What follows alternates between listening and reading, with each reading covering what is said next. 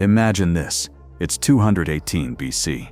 A brilliant general from Carthage named Hannibal Barca stands at the foot of the towering Alps. Behind him, an army of nearly 40,000 soldiers, 9,000 cavalry, and unbelievably, 37 massive war elephants. His mission? To invade the heart of the Roman Republic, not by sea where the Romans rule the waves, but over the most treacherous mountains in the known world. This is the story of one of history's greatest military feats, Hannibal's crossing of the Alps, a tale of ambition, ingenuity, and sheer human endurance that still captivates us over 2,000 years later.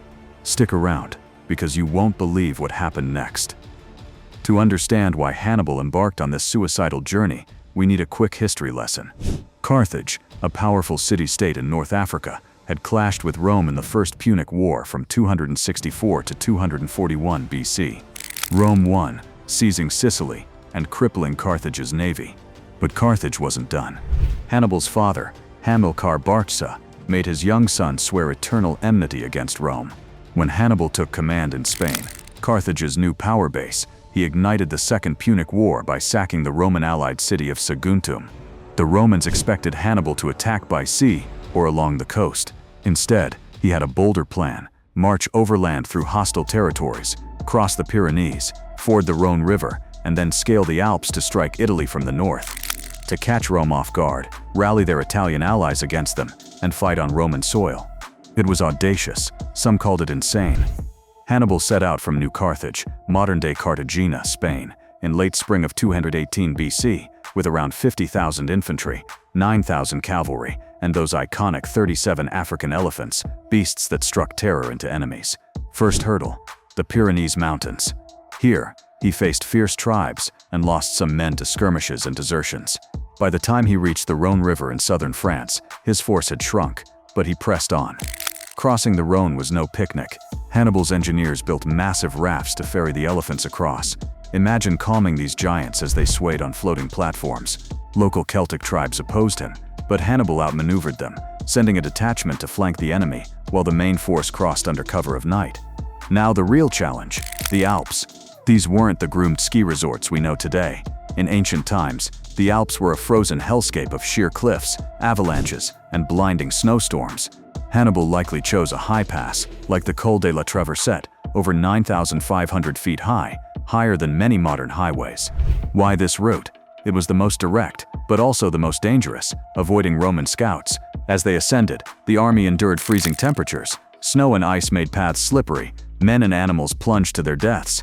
Local Allobroges tribes ambushed them from the heights, rolling boulders down on the column. Hannibal's response? He positioned his heavy infantry at the front to shield the vulnerable elephants and pack animals.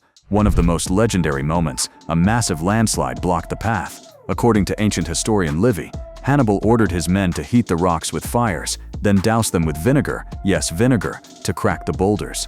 Modern experiments suggest this could work by exploiting thermal shock, though some historians debate if it's myth. Either way, they cleared the way after days of grueling labor. The toll was horrific.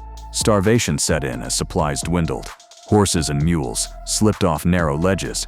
The elephants, unaccustomed to the cold, suffered terribly. Most would die shortly after the crossing, with perhaps only one surviving the full campaign. Hannibal himself lost an eye to an infection during the march.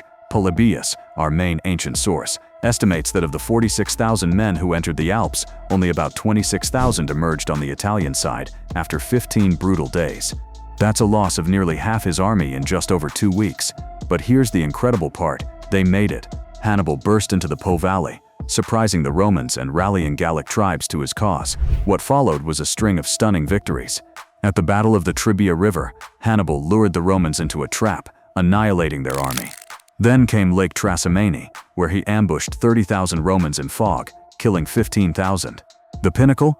The Battle of Cannae in 2116 BC, where Hannibal's double envelopment tactic slaughtered up to 70,000 Romans in a single day, one of the bloodiest battles in history.